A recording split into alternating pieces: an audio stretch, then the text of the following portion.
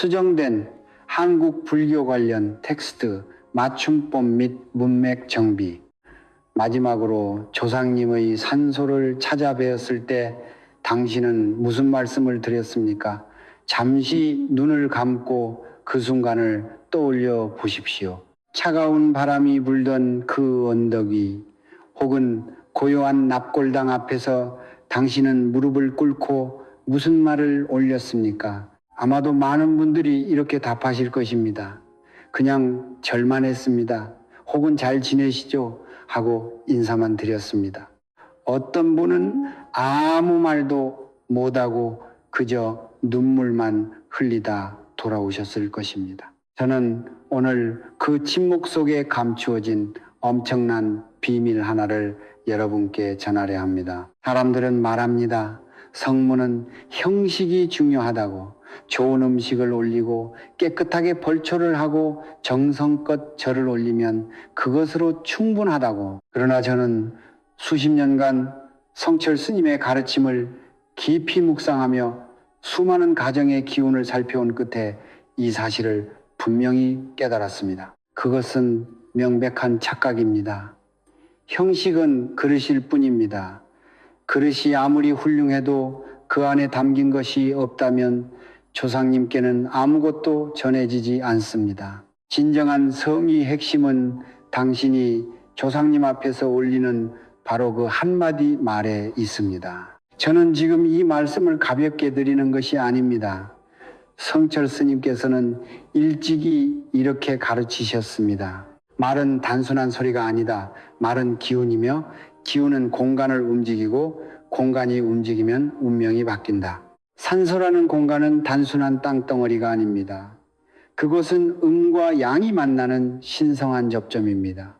살아있는 자의 기운과 떠나신 분의 기운이 교차하는 그 자리에서 진심 어린 말 한마디는 우주의 법칙을 움직이는 열쇠가 됩니다. 혹시 이런 밤을 보내신 적이 있으십니까? 새벽 3시 온 집안이 조용한데 당신 혼자만 눈이 말똥말똥하게 뜨여있는 그 밤, 천장을 바라보며 은행이자 생각, 자식 걱정, 사업 걱정으로 가슴이 먹먹해지던 그 밤, 저는 그런 분들을 수없이 만나왔습니다. 열심히 일했습니다. 정직하게 살았습니다. 그런데도 돈은 모이지 않고 자식의 앞길은 막히고 집안에는 크고 작은 불행이 끊이지 않는다고 하소연하시는 분들, 그 고통은 그분들의 잘못이 아닙니다. 그것은 오랫동안 끊겨있던 조상의 기운, 즉 뿌리의 맥이 막혀 있었기 때문입니다. 아무리 좋은 나무도 뿌리가 막히면 열매를 맺을 수 없습니다. 아무리 성실한 자손도 조상의 가피가 닿지 않으면 운이 열리지 않습니다. 그런데 여러분, 역설이 있습니다. 더 많은 재물을 올릴수록, 더 비싼 음식을 차릴수록, 더 형식적인 절차를 밟을수록 오히려 그 진심은 점점 더 멀어지고 있는지도 모릅니다. 성철 스님께서 늘 강조하셨습니다. 정성은 물질이 아니다. 정성은 마음이 말이 되어 하늘에 닿는 것이다. 오늘 제가 여러분께 전해드릴 것은 값비싼 재물도 아니고 복잡한 의식도 아닙니다. 단 한마디, 조상님 앞에서 올려야 할 바로 그 한마디 말입니다. 이 말을 올바른 방법으로 진심을 담아 올리는 순간 정확히 49일 안에 여러분의 자식 앞길이 열리고 끊어졌던 돈줄이 다시 이어지며 온 가정의 재물 기운이 흘러들기 시작할 것입니다. 지금부터 끝까지 함께 해 주십시오. 이 영상이 여러분 가정의 전환점이 되기를 진심으로 바랍니다. 제가 직접 만난 한 분의 이야기를 들려드리겠습니다. 경상도의 작은 마을에 사시는 62살의 어머니 박씨 할머니의 이야기입니다. 남편은 12년 전 갑작스러운 병으로 세상을 떠났고 그 이후 할머니는 혼자서 두 자녀를 키웠습니다. 큰아들은 30대 중반이 되도록 번듯한 직장 하나 잡지 못했고 작은 딸은 결혼 후 남편 사업이 기울어 친정의 손을 벌려야 하는 처지였습니다. 할머니 본인은 소규모 식당을 운영했지만 코로나 이후 매출은 반토막이 났고 은행 대출 이자는 매달 꼬박꼬박 빠져나갔습니다. 형편이 어려워지면서 제사도 간소해지고 성묘도 뜸해졌습니다. 마음속 깊은 곳에서는 늘 죄송함이 있었지만 몸도 마음도 지쳐 있었기에 그저 하루하루를 버텨내는 것만으로도 벅찼습니다. 그러던 어느 가을 할머니는 혼자 남편의 산소를 찾아갔습니다. 특별한 날도 아니었습니다. 제사도 아니고 명절도 아니었습니다. 그저 너무 힘들어서 하소연할 곳이 없어서 남편 묘 앞에 주저앉고 싶었던 것입니다. 할머니는 아무것도 준비하지 못했습니다. 과일 한 조각도 술 한 잔도 없었습니다. 그냥 빈손으로 올라갔습니다. 묘 앞에 무릎을 꿇고 앉아 한참을 울었습니다. 그러다 문득 마음속에서 무언가가 올라왔습니다. 꾸미지 않은 말, 준비하지 않은 말, 그러나 평생 하고 싶었던 말이었습니다. 할머니는 떨리는 목소리로 이렇게 말했습니다. 여보, 나왔어. 애들이 너무 힘들어. 당신이 좀 도와줘. 우리 애들 앞길 좀 열어줘. 제발. 그게 전부였습니다. 화려한 치장도 없었고 복잡한 구절도 없었습니다. 그러나 그 말에는 12년의 그리움과 두 자녀를 향한 어머니의 온 생애가 담겨 있었습니다. 할머니는 그날 이후 매일 아침 남편 영정 앞에서 조용히 같은 마음을 되새겼습니다. 특별한 의식 없이 단지 5분간 눈을 감고 감사와 간절함을 담아 그 기운을 이어갔습니다. 그로부터 정확히 47일째 되던 날 큰아들에게 전화가 왔습니다. 오랫동안 연락이 끊겼던 지인이 갑자기 연락을 해와 중견기업 계약직 자리를 소개해 준 것입니다. 그 자리는 석 달 만에 정규직으로 전환되었습니다. 그로부터 얼마 지나지 않아 딸의 남편 사업도 뜻밖의 거래처가 생기면서 숨통이 트이기 시작했습니다. 할머니는 저를 찾아와 이렇게 말씀하셨습니다. 선생님, 저는 아무것도 한 게 없어요. 그냥 매일 아침 마음속으로 감사하다고만 했는데요. 저는 그 말을 듣고 속으로 생각했습니다. 아닙니다, 할머니. 당신은 가장 중요한 것을 하셨습니다. 당신은 조상님께 진심을 올리셨습니다. 그리고 그 진심이 끊어졌던 뿌리의 맥을 다시 이어 놓은 것입니다. 성철 스님께서는 이렇게 말씀하셨습니다. 조상의 기운은 강물과 같다. 막혀 있으면 썩고 흐르면 생명을 살린다. 박씨 할머니의 눈물 한 방울, 그 떨리는 목소리, 한마디가 수십 년간 막혀있던 그 강물에 물꼬를 튼 것입니다. 물질이 아니었습니다. 형식이 아니었습니다. 오직 정성, 오직 진심, 그것 하나가 하늘을 움직인 것입니다. 여러분의 집안에도 그 강물이 흐르고 있습니다. 다만 아직 물꼬가 트이지 않았을 뿐입니다. 오늘 이 영상이 바로 그 물꼬를 여는 첫 번째 삽이 되기를 바랍니다. 그렇다면 왜 산소 앞에서 올리는 말 한마디가 그토록 강력한 힘을 지니는 것일까요? 이것은 단순한 미신이 아닙니다. 단순한 심리적 위안도 아닙니다. 여기에는 성철 스님께서 평생을 통해 깨달으신 깊은 우주의 원리가 담겨 있습니다. 저는 오늘 그 원리를 여러분께 가능한 한 쉽고 명확하게 전해드리고자 합니다. 성철 스님께서는 이렇게 말씀하셨습니다. 이 세상에 홀로 존재하는 것은 없다. 살아있는 자와 떠난 자는 끊어진 것이 아니라 보이지 않는 실로 영원히 이어져 있다. 우리는 흔히 죽음을 끝이라고 생각합니다. 산자의 세계와 죽은 자의 세계는 완전히 분리되어 있다고 믿습니다. 그러나 동양의 오랜 지혜 그리고 성철 스님의 깊은 가르침에 따르면 그것은 결코 진실이 아닙니다. 음과 양, 역동은 대립하는 것이 아니라 서로를 완성시키는 두 개의 흐름입니다. 살아있는 자손의 기운은 양이고 떠나신 조상의 기운은 음입니다. 이 두 기운이 올바른 방식으로 만날 때 비로소 완전한 에너지 순환이 이루어지고 그 순환 속에서 재물과 건강과 자손의 번영이 피어납니다. 그렇다면 그 만남의 장소가 어디입니까? 바로 산소입니다. 묘지는 단순히 육신을 묻어두는 땅이 아닙니다. 그곳은 음양이 교차하는 신성한 접점이며 살아있는 자가 떠난 자에게 직접 기운을 전달할 수 있는 유일한 물리적 공간입니다. 풍수지리에서는 이것을 일컬어 혈쇠이라 부릅니다. 혈이란 기운이 모이고 머무는 자리입니다. 좋은 산소는 그 혈이 살아 숨쉬는 곳이며 그 자리에서 자손이 올리는 정성은 땅속 깊이 스며들어 조상의 기운과 하나가 됩니다. 이제 성철 스님께서 말씀하신 삼업의 원리를 설명드리겠습니다. 정성생, 기운맥, 공간토 이 세 가지가 하나로 합쳐질 때 비로소 조상의 가피가 자손에게 흘러내립니다. 첫 번째는 정성입니다. 이것은 오행으로 보면 화하에 해당합니다. 불꽃처럼 타오르는 진심, 꾸밈 없는 간절함, 그것이 정성입니다. 아무리 비싼 재물을 올려도 마음이 없으면 그 불꽃은 꺼져 있는 것입니다. 담주는 기우원이다.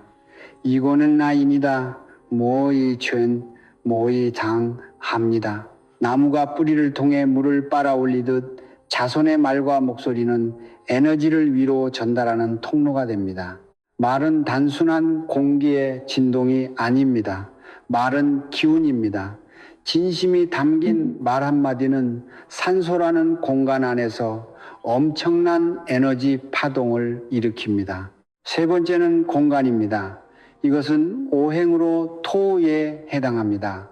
산소는 살아있는 땅이며 조상의 기운이 잠들어 있는 그릇입니다. 정성이라는 불꽃이 말이라는 나무를 타고 올라 산소라는 땅에 스며드는 순간 삼합이 완성됩니다. 화목, 무가 토두의 삼합, 이것이 바로 조상의 기운이 자손에게 전달되는 우주의 회로입니다.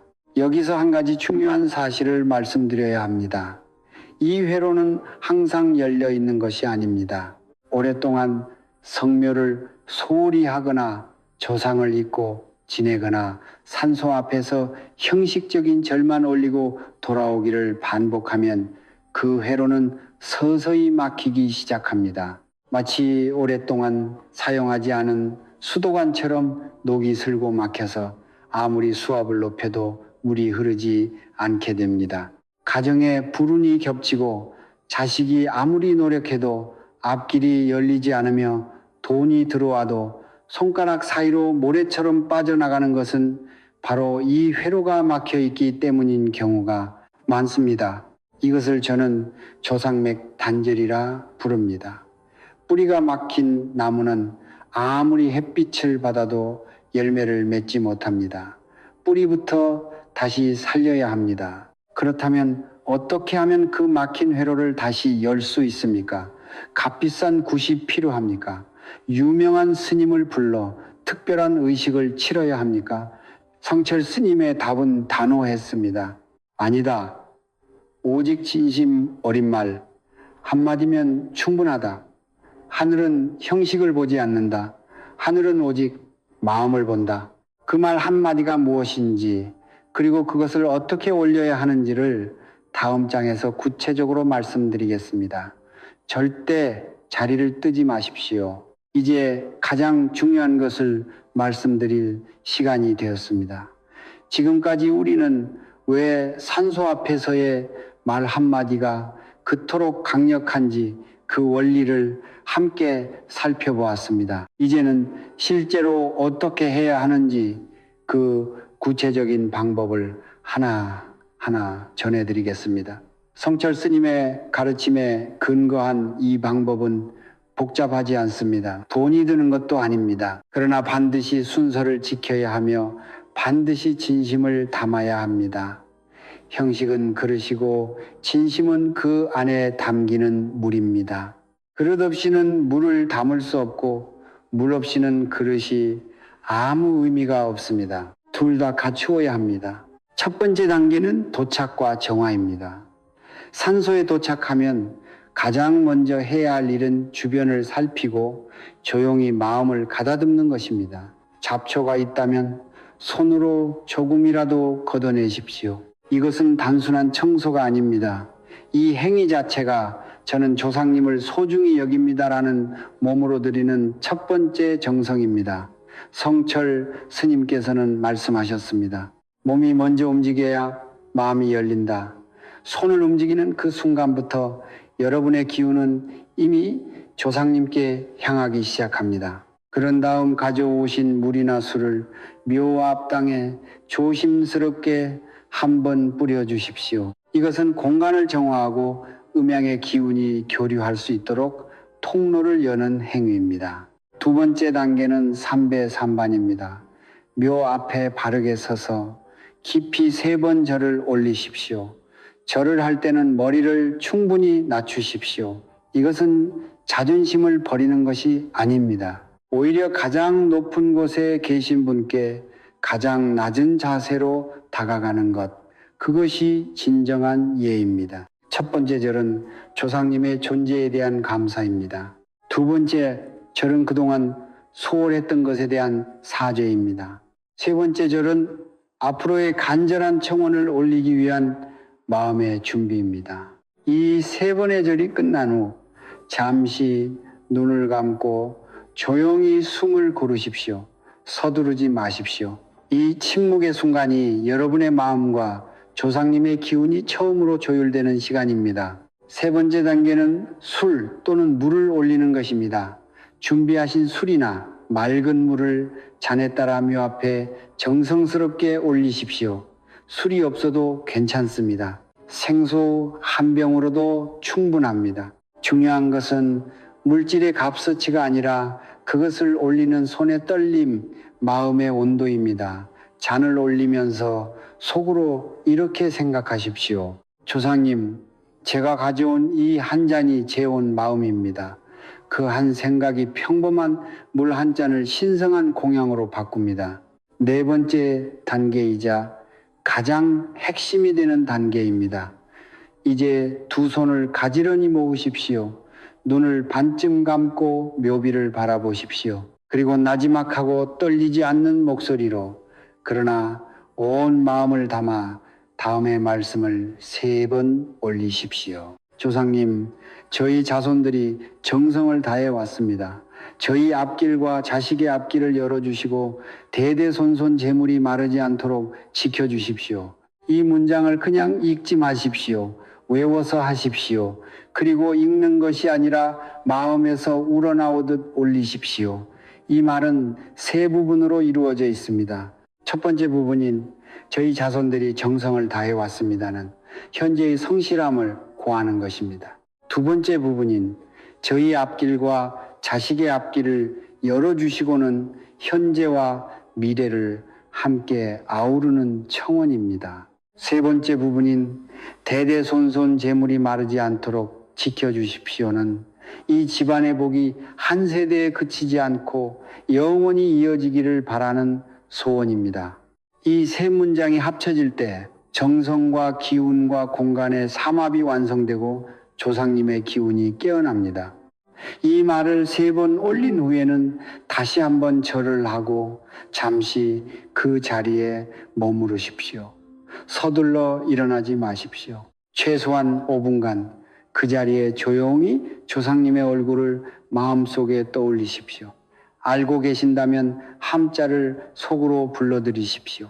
모른다면 그냥 우리 조상님들이라고 부르면 됩니다. 그 시간이 바로 여러분의 기운과 조상님의 기운이 하나로 합류하는 순간입니다. 마지막으로 반드시 피해야 할 것들을 말씀드립니다. 산소 앞에서 다른 가족과 언쟁하거나 불평불만을 늘어놓지 마십시오. 그 부정적인 기운은 공간에 그대로 남아 오히려 흉기가 됩니다. 음식을 올리고 나서 그 자리에서 바로 먹어 치우는 행위도 삼가하십시오. 올린 음식은 조상님께서 기운을 취하시도록 잠시 시간을 들여 두십시오. 그리고 가장 중요한 것은 모든 과정을 의무감으로 하지 말아야 한다는 것입니다. 의무감으로 드리는 정성은 불씨 없는 장작과 같습니다. 사랑하는 마음으로, 그리운 마음으로, 감사하는 마음으로 올려야 합니다. 그 마음 하나가 우주의 문을 두드리는 진정한 열쇠입니다. 성묘를 마치고 집으로 돌아오셨습니다.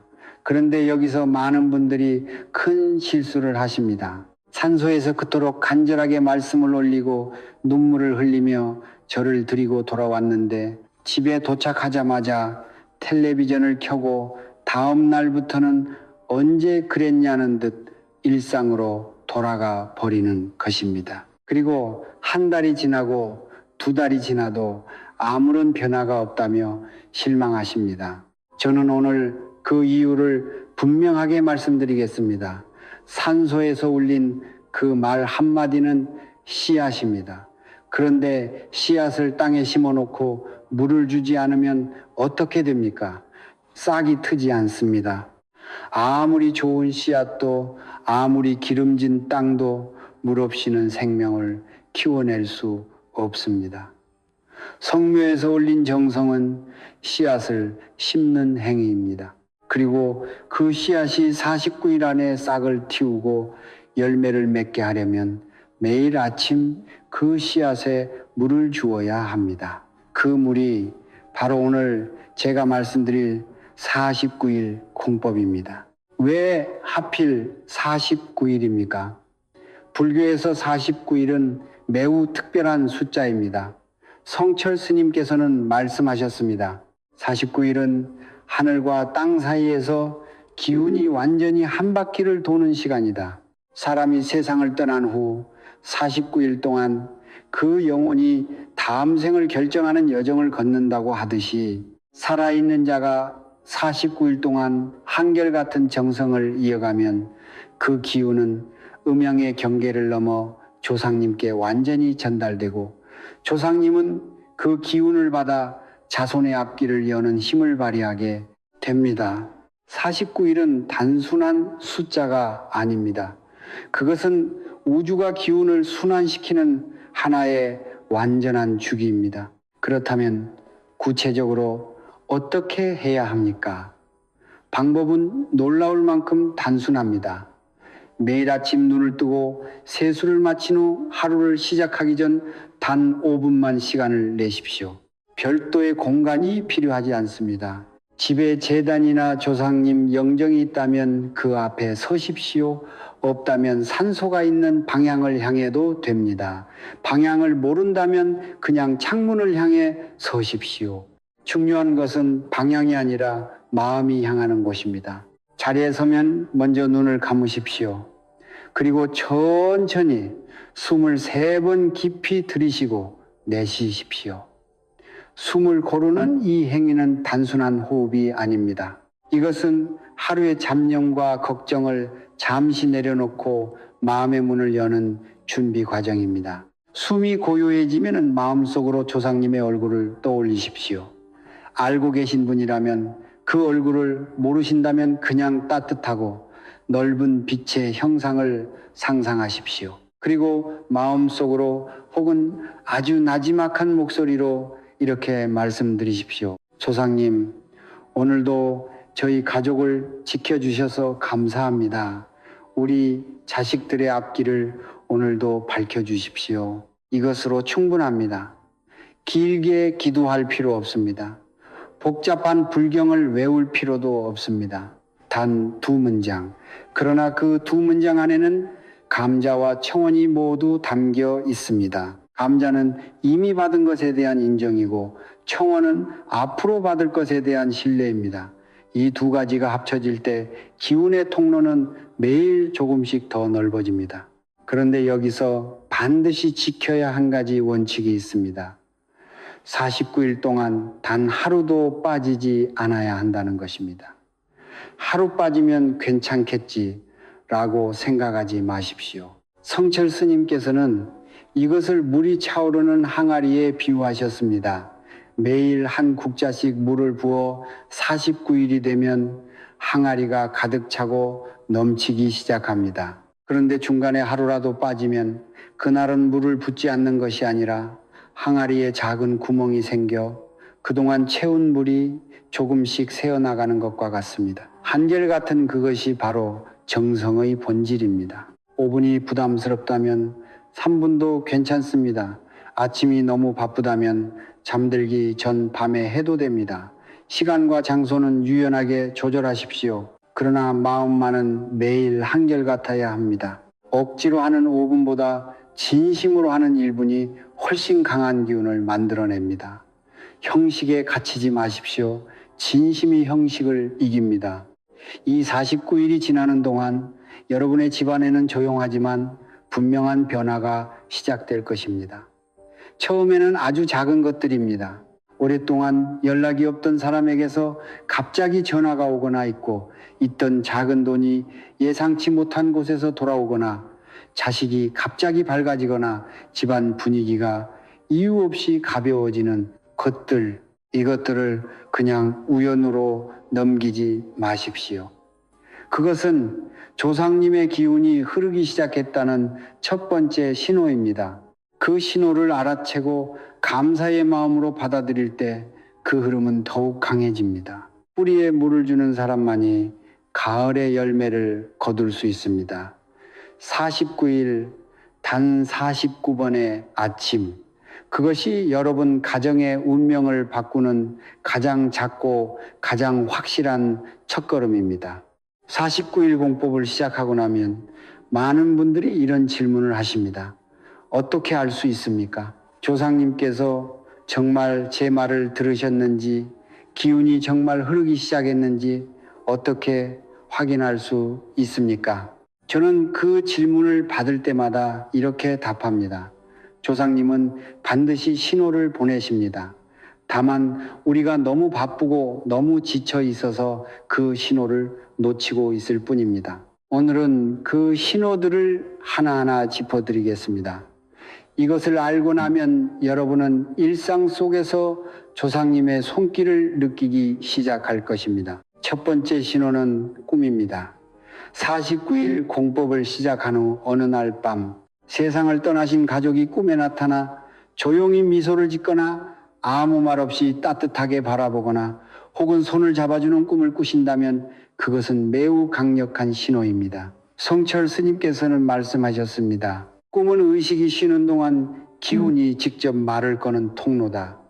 특히 돌아가신 분이 밝은 표정으로 나타나는 꿈, 환한 곳에 계신 꿈, 혹은 예전에 살던 집이나 익숙한 장소에서 함께 식사를 하는 꿈은 조상님의 기운이 활성화되었다는 가장 직접적인 표시입니다. 반대로 꿈속에서 돌아가신 분이 어둡거나 힘들어 보이신다면 그것은 아직 기운의 통로가 완전히 열리지 않았다는 신호이니 더욱 정성을 기울이십시오. 두 번째 신호는 예상치 못한 곳에서 돈이 들어오는 것입니다. 이것은 반드시 큰 돈일 필요가 없습니다. 오래전에 빌려주고 잊었던 작은 돈을 누군가 갑자기 갚아온다거나 예상치 못했던 환급금이 통장에 들어온다거나 오랫동안 연락이 없던 거래처에서 갑자기 새로운 제안이 들어오는 것들이 모두 이 신호에 해당합니다. 재물은 한꺼번에 쏟아지는 것이 아닙니다. 처음에는 작은 실개천처럼 흐르기 시작합니다. 그 작은 흐름을 무시하지 마십시오. 그 실개천이 결국 큰 강이 됩니다. 작은 돈이 들어올 때마다 속으로 감사합니다. 조상님이라고 말씀드리십시오. 감사는 흐름을 더욱 빠르게 합니다. 세 번째 신호는 자식이나 가족에게 긍정적인 변화가 생기는 것입니다. 오랫동안 무기력하게 지내던 자녀가 갑자기 의욕을 보이기 시작하거나 취업이나 사업에서 뜻밖의 기회가 열리거나 오랫동안 사이가 좋지 않았던 가족 간의 화해 분위기가 생기는 것이 이에 해당합니다. 가족은 하나의 에너지장으로 연결되어 있습니다. 조상의 기운이 흐르기 시작하면 그 장 전체가 따뜻해지고 각자의 막혔던 곳이 조금씩 열리기 시작합니다. 자식의 변화를 목격하게 될 때 그것이 바로 뿌리가 살아나면서 가지와 잎이 되살아나는 증거입니다. 네 번째 신호는 몸이 가벼워지는 느낌입니다. 오랫동안 이유 없이 무겁고 피곤했던 몸이 49일 공법을 시작한 후 어느 날부터 이상하게 가벼워지는 것을 느끼실 수 있습니다. 어깨 위에 얹혀있던 보이지 않는 짐이 조금씩 내려지는 듯한 느낌. 아침에 눈을 떴을 때 오랜만에 개운한 느낌. 이유 없이 마음이 평온해지는 느낌. 이것들은 단순한 기분이 아닙니다. 이것은 막혀있던 기운의 통로가 열리면서 몸과 마음이 함께 정화되고 있다는 신호입니다. 성철 스님께서는 말씀하셨습니다. 기운이 통하면 몸이 먼저 안다. 몸의 가벼움은 운명이 바뀌기 시작했다는 첫 번째 증거다. 다섯 번째 신호는 집안 분위기의 변화입니다. 오랫동안 집안이 무겁고 어두운 느낌이었는데 어느 날부터 공간 자체가 밝아지는 것 같은 느낌을 받으실 수 있습니다. 가족들이 이유 없이 더 많이 웃게 되고 대화가 늘어나고 작은 것들에 감사하는 마음이 생겨나기 시작합니다. 이것은 집이라는 공간의 에너지가 바뀌고 있다는 신호입니다. 조상의 기운이 집안에 흘러들어오면 그 공간은 마치 오랫동안 닫혀있던 창문을 열어 신선한 바람이 들어오는 것처럼 달라집니다. 그 변화를 온 가족이 함께 느낄 수 있을 때 그것은 이미 기운의 흐름이 본궤도에 올랐다는 뜻입니다. 여섯 번째 신호는 귀인의 등장입니다. 전혀 예상하지 못했던 사람이 나타나 결정적인 도움을 주거나 오랫동안 풀리지 않던 문제를 단번에 해결해 줄 연결고리가 생기는 것입니다. 이 귀인은 반드시 유명하거나 대단한 사람일 필요가 없습니다. 오랜 지인 속에서 우연히 만난 이웃의 한마디, 예상치 못한 전화 한 통이 인생의 전환점이 되는 경우가 얼마나 많습니까? 성철 스님께서는 말씀하셨습니다. 조상님은 직접 내려오시지 않는다. 대신 사람을 보내신다. 그 사람을 알아보는 눈을 갖추는 것, 그리고 그 만남에 감사할 줄 아는 마음을 갖추는 것이 중요합니다. 일곱 번째 신호는 마음속 깊은 곳에서 올라오는 근거 없는 확신입니다. 아무것도 달라진 것이 없는데 어느 날 문득 잘 될 것 같다는 느낌이 밀려오는 것입니다. 논리로 설명할 수 없고 근거도 없는데 그냥 막연히 평온하고 괜찮을 것 같은 그 느낌. 이것을 많은 분들이 대수롭지 않게 넘기십니다. 그러나 저는 분명하게 말씀드립니다. 그 느낌이야말로 가장 강력한 신호입니다. 그것은 조상님의 기운이 여러분의 가슴 속에 직접 닿은 것입니다. 하늘이 보내는 신호는 항상 거창하지 않습니다. 가장 조용한 방식으로 가장 깊은 곳에서 먼저 도착합니다. 이 7가지 신호 중 단 하나라도 경험하신다면 멈추지 마십시오. 그것은 시작입니다. 조상님께서 이미 문을 여셨습니다. 이제 여러분이 그 문을 통과할 차례입니다. 우리는 오늘 긴 여정을 함께 걸어왔습니다. 산소 앞에서의 말 한마디에서 시작하여 그 말이 품고 있는 우주의 원리를 살펴보고 구체적인 실천법을 익히고 조상님께서 보내시는 신호를 알아보는 법까지 함께 나누었습니다. 이제 마지막으로 제가 여러분께 드리고 싶은 말씀이 있습니다. 이것은 기술이 아닙니다. 이것은 철학입니다. 아니, 그보다 더 깊은 것입니다. 이것은 삶을 대하는 태도이며 존재의 방식입니다. 성철 스님께서는 평생을 통해 한 가지 진리를 반복하여 가르치셨습니다. 내 운명을 바꾸고 싶은가? 그렇다면 먼저 내 마음을 바꾸어라. 마음이 바뀌면 말이 바뀌고, 말이 바뀌면 기운이 바뀌고, 기운이 바뀌면 현실이 바뀐다. 오늘 여러분이 이 내용을 보신 것은 우연이 아닙니다. 여러분의 간절함이 이것을 끌어당긴 것입니다. 그리고 그 간절함 자체가 이미 변화의 씨앗입니다.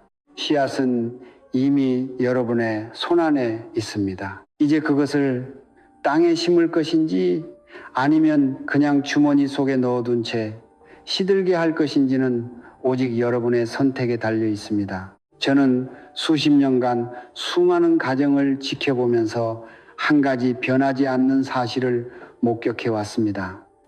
기적은 특별한 사람에게만 찾아오지 않습니다. 기적은 포기하지 않은 사람에게 찾아옵니다. 비 속에서도 매일 아침 조상님께 감사를 올린 어머니, 자식이 10번 실패해도 11번째를 위해 산소 앞에 무릎을 꿇은 아버지, 아무도 알아주지 않아도 묵묵히 정성을 이어간 그 평범한 사람들의 집안에 반드시 변화가 찾아왔습니다. 하늘은 진심을 외면하지 않습니다. 단 한 번도 외면한 적이 없습니다. 여러분의 조상님은 지금 이 순간에도 여러분을 바라보고 계십니다. 자손이 힘들어하는 것을 보며 안타까워하고 계십니다. 다가가고 싶으시지만 통로가 막혀 있어서 닿지 못하고 계십니다. 오늘 이 내용이 그 통로를 여는 첫 번째 열쇠가 되기를 진심으로 바랍니다. 오늘 성묘를 가십시오. 혹은 집에 영정이 있다면 그 앞에 서십시오. 그리고 떨리는 목소리로 있는 그대로의 마음에 딱 한마디만 올리십시오. 조상님, 저희 자손들이 정성을 다해왔습니다. 저희 앞길과 자식의 앞길을 열어주시고 대대손손 재물이 마르지 않도록 지켜주십시오. 그리고 49일을 이어가십시오. 반드시 변화가 찾아올 것입니다. 저는 그것을 확신합니다. 이제 이거를 마무리하며 여러분 한 분 한 분의 가정을 위해 성철 스님의 가르침으로 기도를 올리겠습니다. 부디 눈을 감고 함께 해 주십시오. 오늘 세민에서 이 말씀을 듣고 계신 모든 분들의 조상님께 두 손 모아 청합니다. 부디 자손들의 간절한 마음을 받아주시고 그 정성이 헛되지 않도록 길을 열어주십시오. 오랫동안 막혀있던 재물의 맥이 다시 흐리기 시작하고 자식들의 앞길에 드리워진 어둠이 거치기를 빕니다. 건강이 회복되고 가정에 웃음이 돌아오고 대대손손 이 집안의 복이 마르지 않기를 간절히 청합니다. 힘들었던 지난날의 눈물이 오늘을 기점으로 기쁨의 씨앗이 되기를 바랍니다. 이 영상을 보는 모든 어머니와 아버지들의 수고가 반드시 열매로 돌아오기를, 그 열매가 자식들의 손안에 가득 지어지기를 온 마음으로 빕니다. 나무 아미타불, 나무 아미타불, 나무 아미타불. 성불하십시오.